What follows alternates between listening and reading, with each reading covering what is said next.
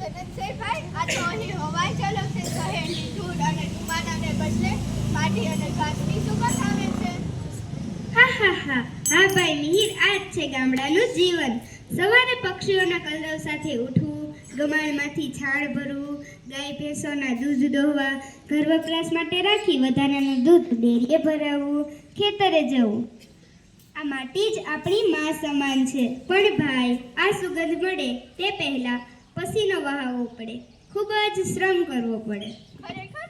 મતલબ મુશ્કેલીઓ છે? મુશ્કેલીઓ કેવી ભાઈ? આ તો શ્રમનો આનંદ જ આનંદ. ખેડૂત ખેતરે જાય એટલે ખેતર ખેડે, બીજ પસંદ કરે, વાવણી કરે, નીંદણ કરે, પાણી આપે, પાક લણે, અનાજ ખડામાં લઈ જાય, પછી તૈયાર કરીને ખેડૂત બજારમાં મોકલે. એટલે ખેડૂત જગતનો તાત કહેવાય છે. આમ એક ચોક્કસ સમય ચક્ર પૂર્ણ થાય છે. આ અનાજ ઉપજ રહેનારા લોકોની જીવન જરૂરિયાતો પૂરી પડે છે. લો પીઓ, અને આજે બપોરે ઘરે જ ખાશો ને? આ ભાઈને પણ લેતા આવજો ને. હા, આ મિહિરભાઈ છે. તેઓ શહેરમાંથી ગામમાં આવ્યા છે. તેને આપણા ગામડાનું ભોજન કરાવીશું અને આપણા ગામની કલા બતાવીશું. આ જસોદા પણ ઘરકામ સાથે સાથે ઘરેણાં બનાવવાનું કામ કરે છે. અરે વાહ, કયા પ્રકારના ઘરેણાં? કંઈ ખાસ નહીં ભાઈ, ચાંદીની બંગડીઓ, હાર, કંઠી વગેરે ગામની બહેનો માટે બનાવું છું. અમે ખેતી સાથે સાથે પશુપાલન અને સ્વરોજગારી માટે આ કામ કરી લઈએ છીએ. ખૂબ જ સરસ. તમે તો બહુ સારા ઘરેણાં બનાવો છો. અમારા શહેરમાં તો બધું જ તૈયાર મળી જાય છે. અને આ બધા લોકો શું કરે છે? આ ધીરજભાઈ છે. તેઓ દરજી કામ કરી પોતાની આજીવિકા રળે છે અને આખા ગામના ભાતના કપડાં સીવી તૈયાર કરે છે. હા ભાઈ, આ દુનિયામાં બધે મંદી મરે આવે, પણ અમે આખો પરિવાર ભાતના કપડાં સીવીને અમારો નફો મેળવીએ છીએ. એ મધુબા, તમે ખેતરે પહોંચો, હું પણ પહોંચું જ છું. ઓલા આંબાવાડી વાળા વાવેલા ખેતરમાંથી નિંદામણ દૂર કરજો. એ સારું, હું મારા ખેતરે જઈ અને મારું કામ પૂરું કરીશ.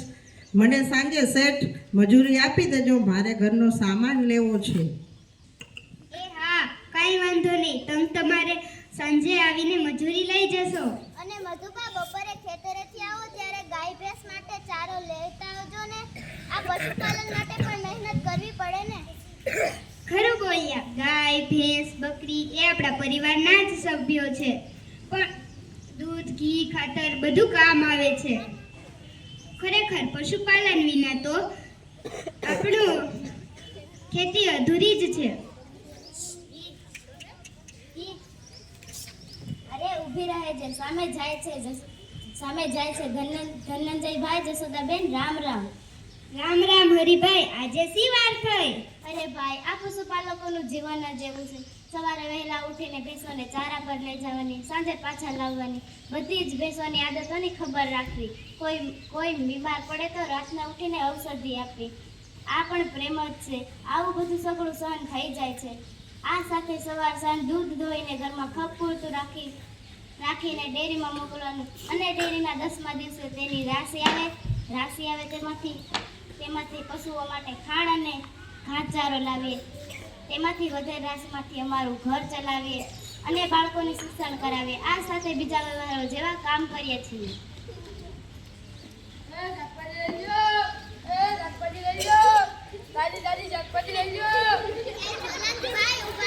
થોડું શાકભાજી આપતા જજો. બોલો બેન, હું લેવો. મરચાં અને 1 કિલો રીંગણ, અડધો કિલો ટમાટર.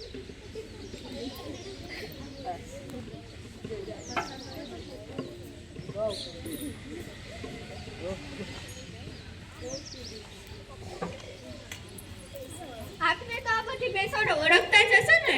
એ કેટલું દૂધ આપે છે? હા ભાઈ, આ મારી ભેંસોને એમના રંગ, ઢંગ અને ચહેરાના આધારે ઓળખીએ છીએ. આ જુઓ, આ કાળીવાળી એ કાજલ અને ચિતકાબરી એ ચિતલ. આ બધા મારા બાળ સમાન છે. ચાલો હવે જાઓ, નહીંતર આ બધી ભેંસો કોકના ખેતરમાં ઘૂસી જશે. એ રામ રામ.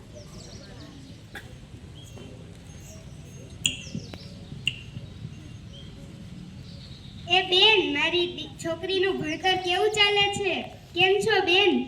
હા ધનંજયભાઈ, તમારી દીકરી કૃપાનું ભણવાનું ખૂબ જ સારું ચાલે છે. તે નિયમિત છે અને ખૂબ જિજ્ઞાસુ પણ છે. તે બધી જ પ્રવૃત્તિઓમાં ભાગ લે છે. એ સારું, આભાર. તેને સાચવજો. ખરેખર ગામડાનું જીવન ગૂંથણી જેવું છે. ખેતી, પશુપાલન, કારીગર વર્ગ, સેવા આ બધું એકબીજા સાથે જોડાયેલું છે. દરેકનો દરેક પર આધાર છે. બરાબર સમજ્યો ભાઈ. આપણું ગ્રામ્ય જીવન સહકાર અને પરસ્પર અવલંબન ચાલે છે. હું ખેતી કરું છું, હરિભાઈ પશુપાલન કરી દૂધ વેચે છે, રામભાઈ લુહાર કામ કરે છે,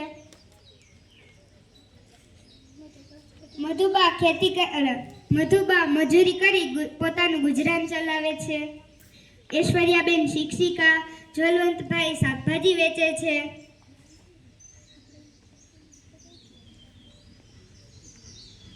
જોયો ને બેન, આ અન્ય વ્યવસાય. આ રામભાઈ છે, તેઓ લુહારી કામ કરી રહ્યા છે.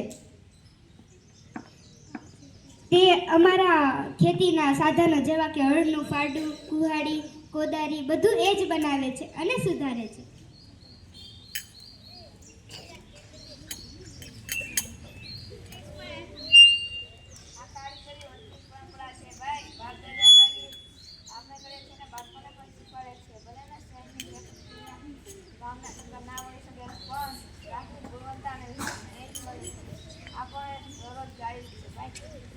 એ આવજો.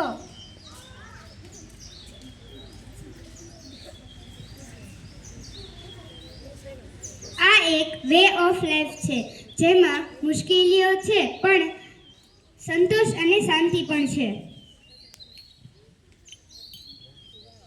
ચાલો હવે ઘરે ચાલો. હું ઘરે જાઉં છું અને ભાત તૈયાર કરું છું. તમે રસ્તામાં વાતો કરતા આવજો.